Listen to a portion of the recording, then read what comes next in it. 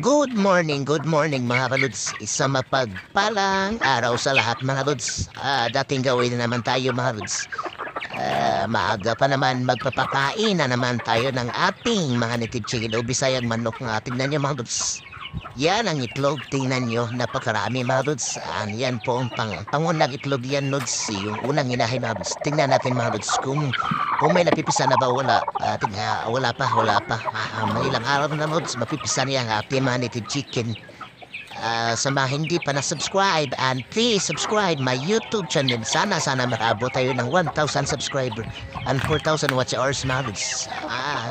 Sa mga hindi pa na-subscribe, baka naman kung ipinturot yun ng lods, kung ipinturot ng Pinoon naman, nakamonetize tayo mga lods. Tignan niyo siya naman lods. Napakasarap at napakasaya sa mata.